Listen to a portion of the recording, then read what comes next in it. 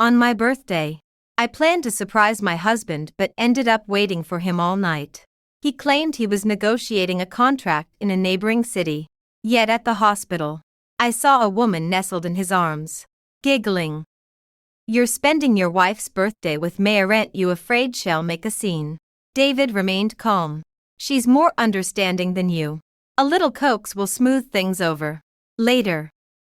I ripped up the pregnancy test results right before his eyes and threw the divorce papers at him. David broke down. I don't want this. Wherever you are is my home. When David's phone went unanswered on my fifth call, I checked his last text from 10 minutes prior. Sweetheart. Stuck finalizing a contract out of town tonight. Happy birthday.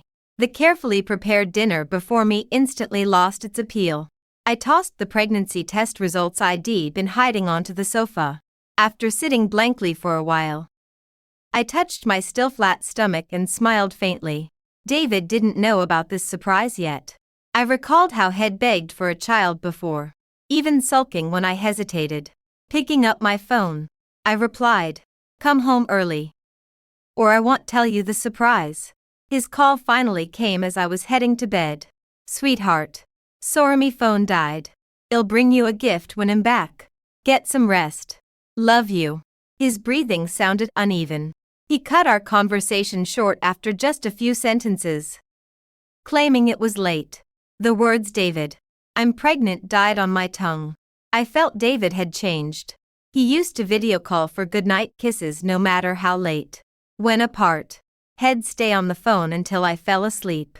Once, hearing me restless during a business trip, he worked through the night to return early the next day. But lately, he'd been collapsing into bed the moment he got home. Maybe he really was overwhelmed. I parted the curtains slightly, moonlight spilling across the sheets. Without David's arms around me, sleep felt fragile. A whole week passed without David coming home. He sent over gifts, all from the newest Chanel collection, my favorite brand since his company took off. Bored, I flipped through the items, grabbed my keys, and drove out. At just 1 month pregnant, the doctor had warned the fetus was not stable. Reviewing the report in the hospital hallway, I distracted my mom over the phone. She complained, "David's still out of town while you're pregnant, making you go to checkups alone."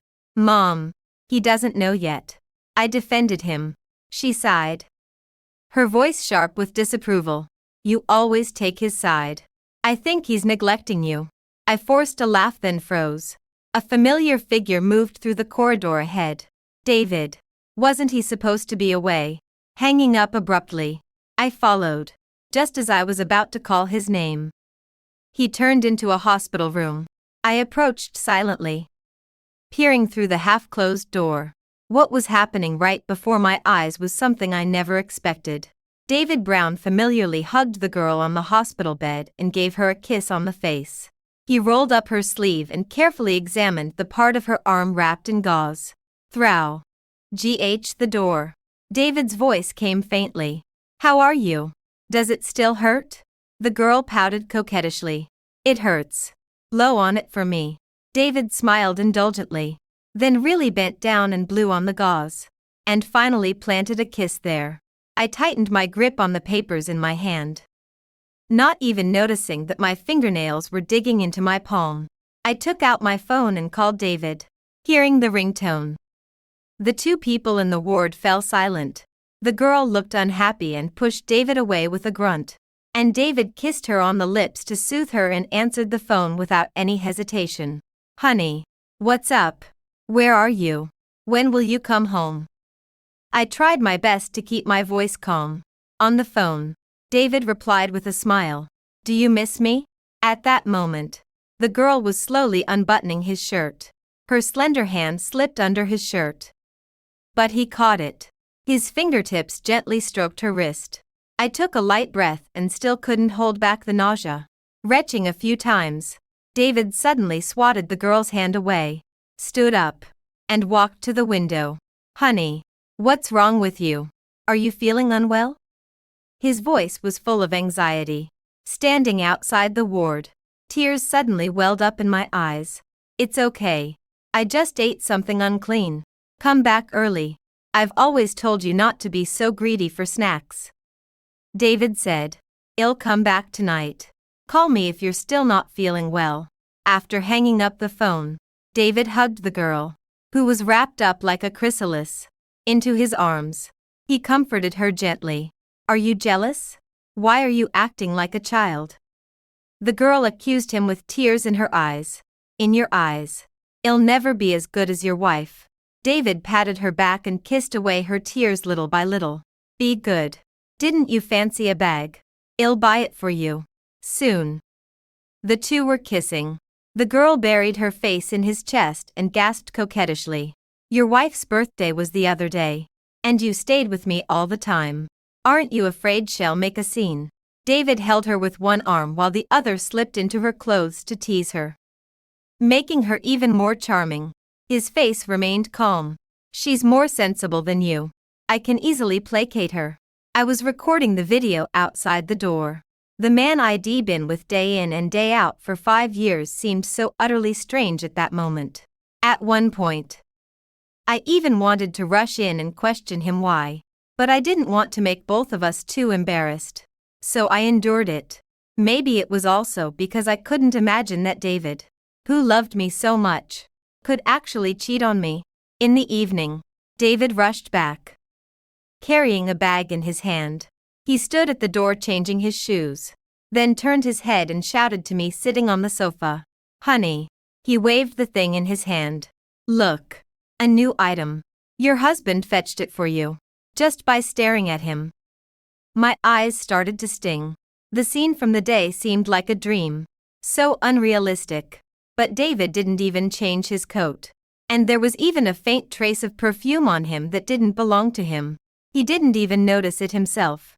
When that fragrance was right in front of me. Tears suddenly streamed down my face. What's wrong? David Brown hugged me frantically. He anxiously pulled out a bag filled with medicine. Is your stomach still hurting? I got some medicine. Let's take a pill. Get away. I slapped his hand away. David froze for a long moment, helplessly holding a cup of water as he stood in front of me. After a while, he put down the cup and knelt on the sofa with one leg, about to hug me, just like he kissed that girl. He kissed away the tears streaming down my face, as he said, a little coaxing is all it takes to calm me down. So David lowered his stance, patiently explaining to me, Emily, I'm sorry I missed your birthday. His palm rested on my stomach, gently massaging. And when you were sick, I wasn't there for you. It's my fault. It won't happen again. He nuzzled my neck with his nose. David will throw you a birthday party again. Okay. I didn't respond. His breathing became heavier. And when he spoke again, his tone carried a barely noticeable tension. Emily Johnson. Say something. What's really wrong? David. I'm pregnant. I handed him the pregnancy test report from behind me. The person at my neck froze instantly. He hurriedly looked up and flipped the paper over and over several times. Even the hand on my stomach became cautious. He laughed. Emily. I'm going to be a dad. David buried his face in my stomach and kissed gently. Hot tears streamed down his cheeks. He hugged my waist and made a sobbing sound as if unable to control himself. I turned my head away. My fingertips slowly brushed over his head and landed on his shoulder. Under David's confused, tear-filled gaze, I pushed him away abruptly. When I was hugging the toilet, vomiting until everything went dark, he stood beside me. He tried to approach, but I scolded him. Get away from me. Just as I was biting my lower lip, pale-faced, staring at myself in the mirror. David was also clenching his fists, pale-faced, staring at me. In the overwhelming silence, he asked, Emily, did you see a doctor? Why is the reaction so strong? I did. I splashed some water on my face and walked up to him. Maybe the baby doesn't like you. I feel nauseous whenever you get close. David forced a smile and murmured, how could that be? Emily, are you still angry with me? He carefully took my hand, with red rims around his eyes, That heart-wrenching pain began to slowly spread throughout my body. Giving up David was like peeling back layers of an onion to me.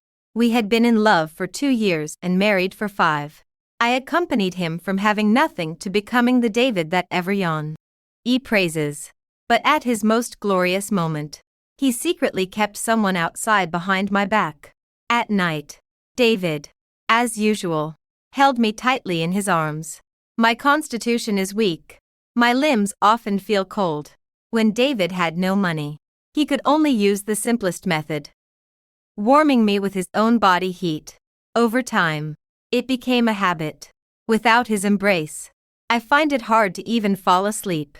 But tonight, when he came close to me, I couldn't help but think of how he held that girl and how gently he kissed her. I wrapped myself in the blanket, only slightly exposing my head. David Brown wrapped me up in the blanket, his breath brushing against the back of my neck. "Tomorrow I'll go with you to see the doctor," David said. "Okay." David exhaled softly twice, as if pleading in surrender. "I'm sorry. I didn't know this surprise was like this. After this, I'll be with you often. Won't let you be alone anymore." His gentle voice was like a clear spring. Before, I found it refreshing, but now it chilled me to the bone. "David, if that girl appeared before me, could you still be as calm as you are now?" The next day, I got into the car, and David leaned over to fasten my seatbelt. "Emily Johnson. Which hospital?" He habitually tried to kiss the corner of my mouth, but I turned away to avoid it. "People's Hospital," I responded coldly. David's waist tensed instantly, and when I frowned at him, he smiled defensively. He started the car and said casually, "That's the farthest from home. Why go there for the checkup? It's so tiring." "Oh." I flipped through my phone. "My friend's brother is at that hospital. He happens to be in the obstetrics department and can help a lot." David's hand on the steering wheel paused, and he pursed his lips in displeasure. But in the end, he didn't say anything. After a long silence, he took my hand.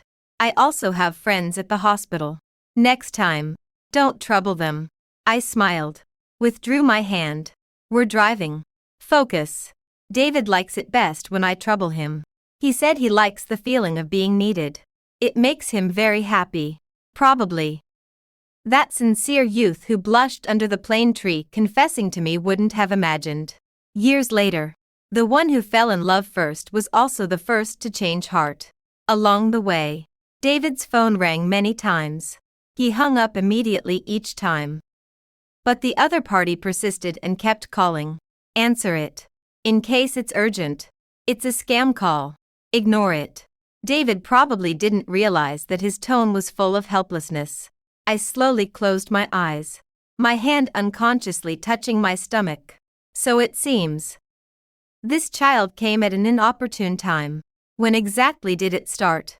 I thought back carefully, but couldn't figure out when that girl intervened between us. Or perhaps I trusted David too much and didn't notice any difference in him. Who would have thought that David who cried like a child at the wedding? That David who said he'd go to hell if he failed me, just like that, quietly betrayed me. After the checkup, David still pestered the doctor. "She vomited badly last night. Is there really no problem?" The doctor was amused and exasperated. "The baby is very healthy. It's just that the mother is a bit weak. Just supplement more and it'll be fine." Hearing this, David breathed a sigh of relief, but then started asking about various precautions. The doctor patiently explained, during which he looked at me with a smile. "Your husband really loves you." In the past, I would have linked arms with David and confidently admitted it. But now, I glanced at the nervous man. He still loves me, but not just me alone. David Brown split his love into 2 halves. One for me, and one for the girl he kept outside. "Let's go." I tugged his sleeve. "Don't disturb her." On the way downstairs, I deliberately took the other staircase. David followed closely, his arm around my waist while still glancing at the medical report in his hand. When we reached the 5th floor, he paused. "Why not take the elevator?" He started guiding me back. David's steps faltered. The girl stood just ahead, tears welling in her eyes as she stared at him. I linked my arm through his. My voice calm. Let's walk. It's been too long since we've strolled and talked like this. But with every step, David's body stiffened, his smile growing more strained. By the time we stopped before the girl, her face was streaked with tears. David, she whispered, her voice breaking. I'm in so much pain. Before he could react, I froze. 20 years ago, when Wed just started dating. He was a broke student juggling part-time jobs. Once, after a customer harassed him and left him injured, ID sobbed uncontrollably while tending to his wounds. Back then, ID said the same words. David, I'm in so much pain. Flustered. Head asked where it hurt. ID pointed to my heart. Here. His eyes had reddened as he made me a promise. Emily Johnson. I'll make something of myself. I'll give you the life you deserve. ID always believed him. Get away from me. Startled by the noise, I turned. David was shoving aside the girl's hand where it clutched his sleeve. His brow furrowed in anger. He leaned toward me. Baby, don't overthink this. I've only met her a few times. He tenderly wiped my tears, but over his shoulder, I saw her biting her lip in frustration. Her tear-streaked face pitiful yet beautiful. Her eyes held unmistakable envy. Loving another woman's husband, invading a marriageite was both despicable and pathetic. David's voice murmured in my ear. Strained. She's an employee. Her place caught fire. She got hurt. I visited her a couple of times as her boss. Nothing's happened. I don't even know why she's acting like this. Then he spun around, his tone sharp. Amanda Taylor. What's wrong with you? Apologize to my wife right now. Amanda hung her head, tears splattering the floor. She stayed silent, stubbornly defiant. David watched her, and I watched him. The hand gripping my waist dug in painfully, but it was nothing compared to the suffocating ache in my chest. Closing my eyes briefly, I stepped forward. I seized Amanda's chin, forcing her head up. In that case, I said coolly, fire her. Youth made Amanda reckless. She slapped my hand away, disbelief flashing across her face. You can't just fire me. She jabbed a finger at David. He hasn't said anything. How dare you? David Brown came forward and stood beside me. Wife. She's just a small employee. Young. Don't take it personally. I clenched my hand. When David called me wife in public, it was a reminder to save face for him. Men love to label themselves as henpecked, as if it's some great honor for their partner. They talk about how much they love, but it doesn't stop them from having affairs outside. How despicable. I stared at Amanda Taylor. I am David's wife, and I have shares in the company too. Don't I have the right? Young lady. Don't you know I'm the heiress of the Johnson family? Your boss is only here because he follows his father-in-law around. I slowly took a tissue from my bag and wiped my fingertips that had just touched her chin. With David looking grim, I said expressionlessly, not only can I fire you, but I can fire your boss too. Emily Johnson. David called out to me in a low voice. I sneered a few times and looked straight into his eyes. David. Right now. I'm ordering you to fire her. Amanda ran off crying. Before leaving, she shouted at David. You'll regret this. What kind of employee dares to speak to their boss like that? It's impossible to say there wasn't something going on between them. Until we got in the car. I kept a cold face. David tried to talk to me several times but got no response. In the car, he ignored my resistance and hugged me, burying his head in my shoulder. Baby. I'm not speaking up for her. It's just that you're making me lose face. How am I supposed to command respect later? If you don't like her, I'll fire her. So don't be mad. I closed my eyes and forced a bitter smile. Oh really? It seems Amanda likes you a lot. David chuckled softly. So you're jealous. He sat up straight, tucked my hair behind my ear, and kissed my earlobe. Don't worry. I only love you. Back in school, Many people liked David. How to describe him then? Poor but resilient. Combined with his handsome face and outstanding grades, no one doubted he'd make something of himself. I was David's first love, he once said. Chasing you took all my courage. He practiced hundreds of times under that sycamore tree, but he still stuttered nervously when he confessed. Not like now, where he cheats without batting an eye. Amanda was indeed fired by David, but he used his own connections to get her a job in the industry. I only found out about this from a friend. David never guarded against me, out of trust between spouses. I never checked any of his accounts, but when I followed some clues, I could only sigh that the past was gone. It turned out the two had been involved since a year ago. They met when Amanda was down on her luck. Maybe he saw his former self in her. So David paid extra attention, a girl fresh out of college, throwing herself at him, like a moth to a flame. From her social media, I saw all their little moments. Or rather, Amanda's one-sided feelings. But a post from 3 months ago made me read it over and over. She wrote, "He said he felt a little something for me today and took me to Disneyland. I love him so much.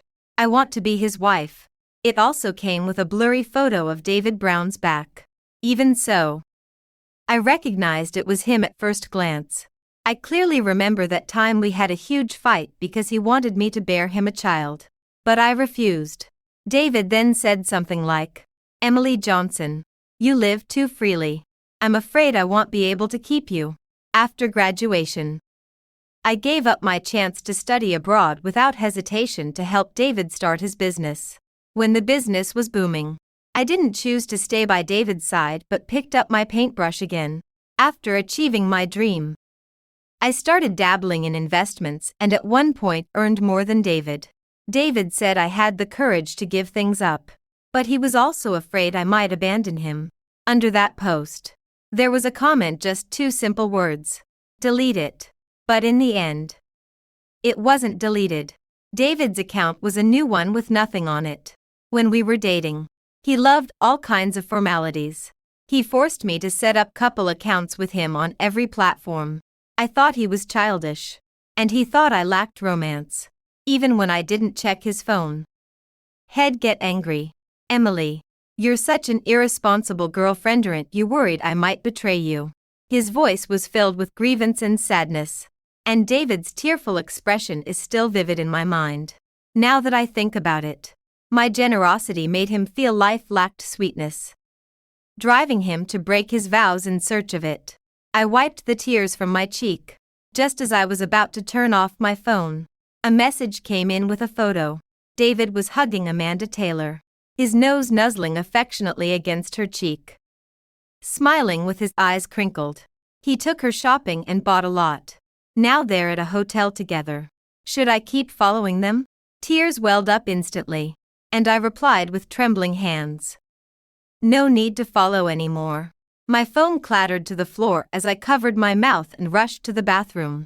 Pale-faced, I slumped to the ground, feeling helpless for the first time, and the person who promised to be with me was now in someone else's bed. I waited for David until 3 in the morning. When he quietly opened the door, he froze on the spot. "Baby, why aren't you asleep? Didn't I say I was working late tonight?" I rubbed my temples wearily and gestured to him. "Sit down. I need to tell you something." He took off his coat and went to the kitchen to pour me a glass of hot water. As he handed it to me, he said irritably, "Your hands are so cold, you're pregnant. Can't this wait until tomorrow?" Then he tried to carry me to the bedroom. I said, "Sit down," I commanded. David pressed his lips together, silently draping his coat over me, smelling a scent that wasn't his. I felt nauseous. I flung it to the floor, pressed my aching eyes, and shifted away. As soon as David sat down, I said, "We're getting a divorce." "What?" He jumped up. "Emily, what do you mean?" "Exactly what you heard. I want a divorce from you, David." I grabbed the pregnancy test results from the table and tore them to shreds in front of him. David tried to stop me, but I threw the drafted divorce papers at his feet. "Sign." I won't agree to it. He didn't even glance, kicking it away directly with his foot. David Brown clenched his fists until they cracked, his whole body resembling a furious lion. Why? On what grounds? Do you just inform me like this? Emily Johnson. What am I to you? The man who had just returned home looking utterly satisfied had now completely lost his composure. If I kept letting him off, when would David finally confess to me? Would he wait until after the child was born to let that woman become my child's stepmother? Absolutely not. I opened my phone, pulled up that video, and held it straight in front of his face. David, how long do you plan to keep hiding this from me? Do you have any idea how disgusted I am with you right now? David took only one look, then snatched the phone, deleted the video, smashed it on the floor until it split in half. No, baby. Listen to me explain. He frantically tried to hug me. Seeing my unnervingly calm expression, tears suddenly welled up in his eyes. David knelt before me.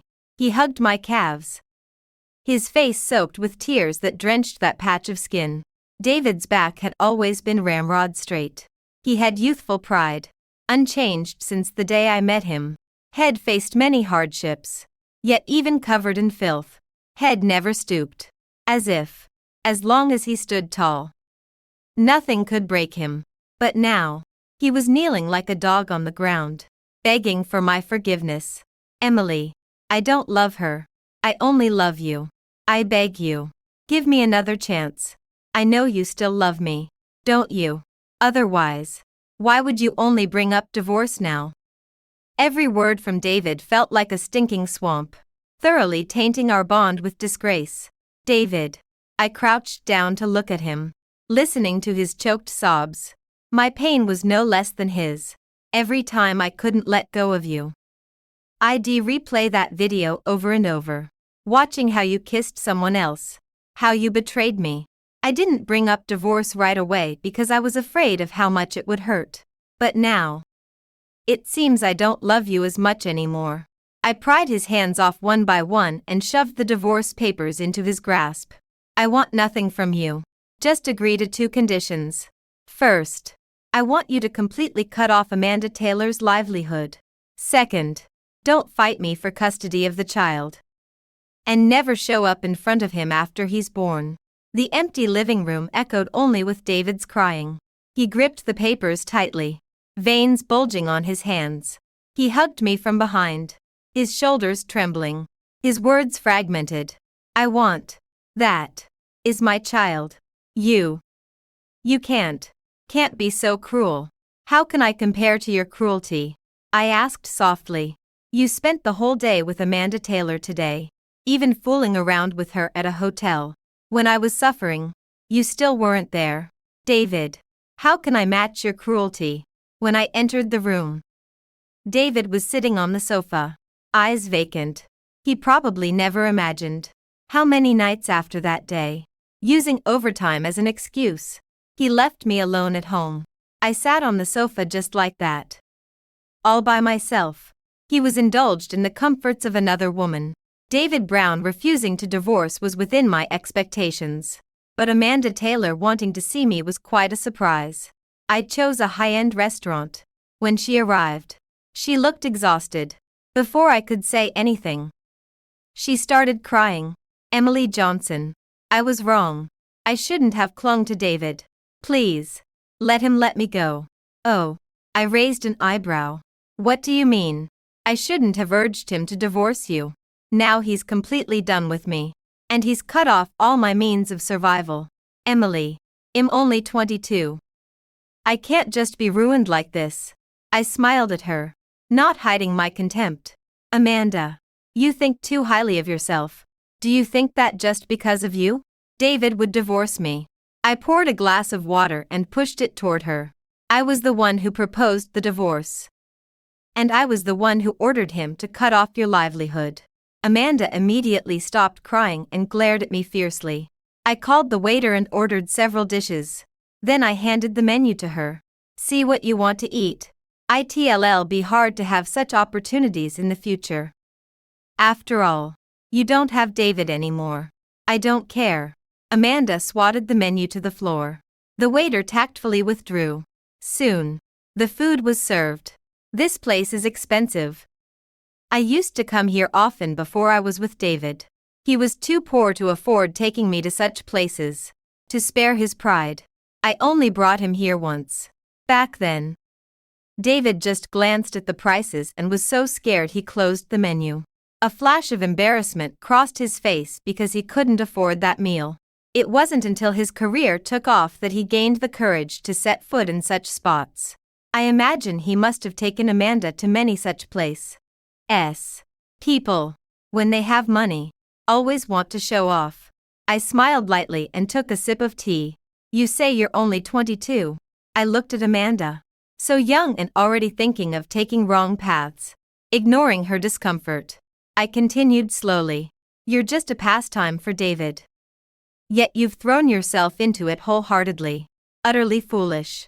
So what? He loved you so much. But he still cheated, didn't he? Amanda glared at me angrily.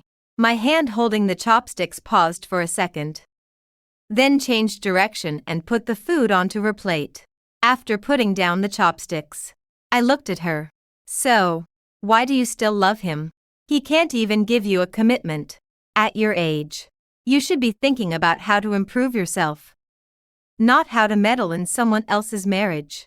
David may seem successful, but I can personally destroy everything he's achieved, as easily as destroying you. Amanda was incredulous, her mouth agape but not daring to say another word.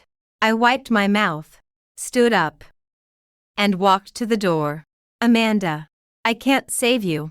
This is what you owe me. Between David and me, it was never me under his control. So don't delude yourself into thinking he'll help you. As I was leaving the restaurant, I thought of something and turned back. The waiter came up to ask me. I smiled and replied, let the lady who was just here pay for it. Don't deduct it from my account. Before I got home, my mom called. David Brown has been kneeling at the doorstep for a long time. What bad luck. Did you hit him? I asked while fastening my seatbelt. My mom snorted coldly twice. I can't even be bothered to look at him. Hasn't even made a name for himself yet and already learning to cheat like others. I chuckled but didn't respond. My mom heard the noise on my end and asked, driving? Then I'll hang up first. Be careful. Before hanging up, she couldn't help it. She sighed softly and said quietly, your dad is standing up for you. All collaborations have been cut off. David's company has probably suffered quite a bit. I support him. But if you don't agree, we respect your decision.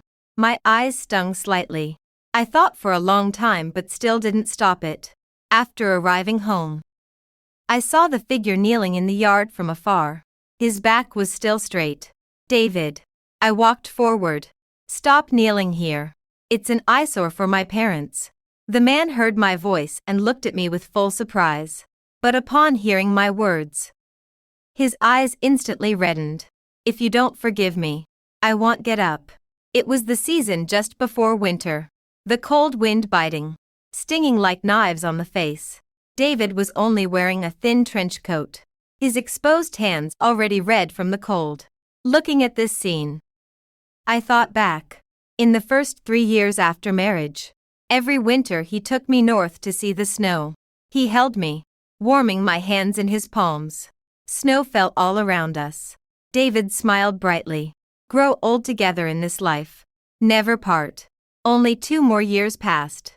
And after that, there was no one to accompany me to see the snow anymore. A thick coat was draped over me from behind. I turned and saw my mom. It's so cold. Don't freeze. My dad stood next to my mom. His warm hand touched my hair. Your eyes are red from the cold. I averted their gaze, tilted my head up slightly, holding back the tears in my eyes. David kowtowed to them. Dad. Mom. Don't call me that. I don't have a son like you. My mom pulled me back a step. I looked down and met David's eyes, red almost to the point of bleeding. David, I said softly, sign it. Your company is waiting for you. If you agree to the divorce, my dad won't touch you. If you don't agree, I will ruin you." Although David was crying, I could see hesitation in his eyes. After all, it was with my help that he achieved his success today. I can help him. And I can destroy him. Moreover, his company is only a few years old. How could it resist my family business passed down through generations? That night, David didn't respond. But before I entered the door, he cried and begged me. I was confused for a moment. I wanted a love that was wholehearted. But I can't feel it from you. Emily Johnson, you are the one I love most. Can't we not divorce? Wherever you are is my home. He knelt all night in the cold and left only at dawn. David Brown agreed to divorce, but he disagreed with the demands I made. After nearly 2 months, we sat down together calmly again. At this moment, my belly was already showing. David was frighteningly thin. After a long silence, his gaze fell on my belly. But he dared not touch it again. He slumped on the sofa and pointed to the agreement on the table. "Emily Johnson, I don't agree to the second demand you made," he said, as if with great difficulty, his hand covering his reddened eyes. "Pleading with me. I am the child's father. I won't fight you for custody, but you can't prevent me from seeing him." He had made many changes to the agreement. He gave me most of the property. His only request was to see the child once a month. But I didn't want to agree. "David, my conditions will not be changed.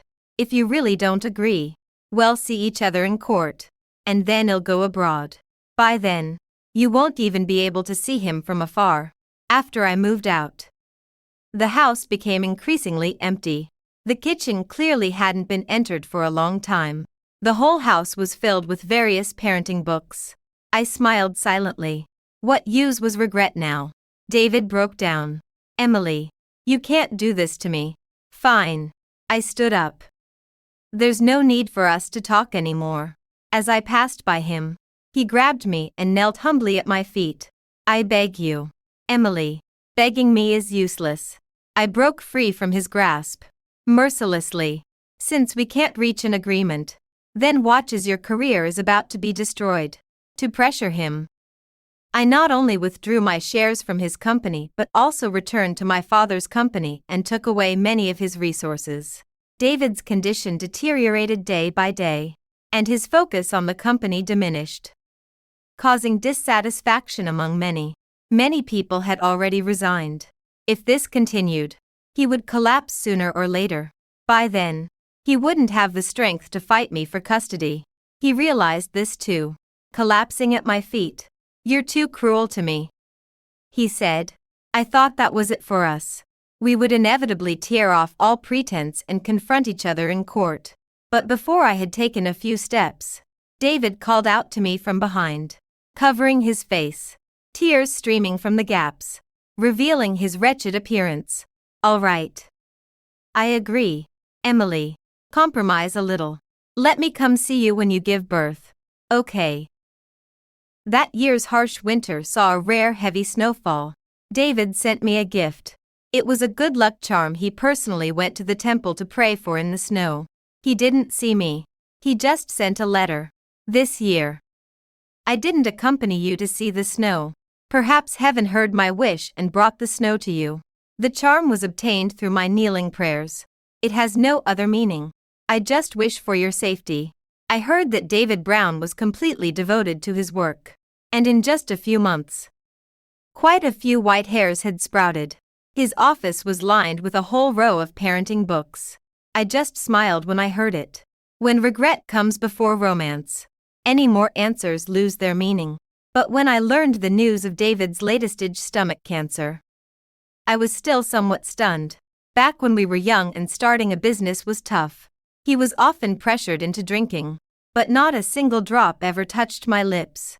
At that time, he would just tightly hold my hand, shake his head, and say with a smile, "I can't bear to let you suffer even a little grievance."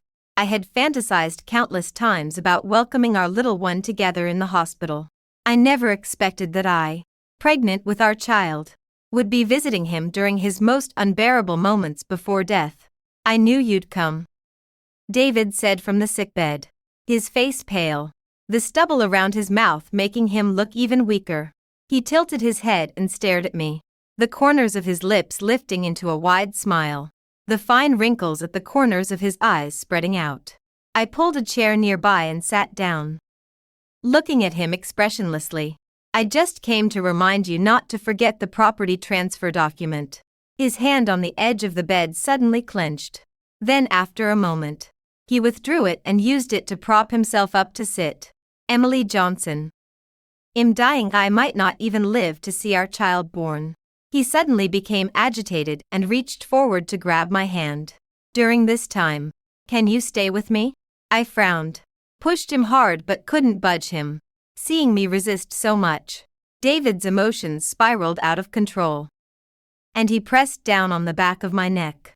Before I could make a sound, he pinned me to the edge of the bed. The child. Stop it, David.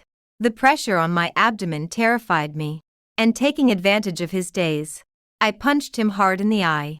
He groaned in pain, and I shoved him hard onto the floor. I hurriedly stood up and backed straight toward the door. Emily, you can't go. David's eyes were swollen and red, brimming with tears, his features distorted from shouting. You lied to me, didn't you? I asked softly, twisting the door that wouldn't open. He seemed unprepared for my calmness and didn't react for a long time, anxiously stepping toward me. He then took a step back. From about a meter away, he steadied his breathing and forced a smile. I didn't lie to you, it's true. I'm dying. Can't you forgive me? Is that so? I laughed, my gaze sharp as I scanned his not-at-all emaciated body. Pulling a voice recorder from my bag, I pressed play. That gentleman just hasn't eaten for 2 days and is a bit weak. But he insisted on being admitted to the intensive care unit recently and told us to claim he has late-stage stomach cancer. He slipped a lot of money, and the director ordered all of us to keep it confidential. The doctor's words came through clearly, and the last trace of color drained from David's face. From the moment I heard about his late-stage stomach cancer, I had my doubts. He and I get regular checkups every year, so this shouldn't have happened. When I found out which hospital he was in, I grew even more suspicious. Instead of going to a well-known facility, he chose an obscure small one, even if he claimed he wanted to spend his remaining time peacefully. I didn't believe it for a second. Before coming, I had already had someone investigate. David still doesn't understand. He's no match for me. Whatever he tries to hide, I can uncover it with minimal effort. So what? He stepped forward, gripping my shoulders with both hands, the force so strong it slammed me against the door. I carefully protected my belly while secretly dialing a phone behind my back. I just want you to forgive me. Did I do wrong?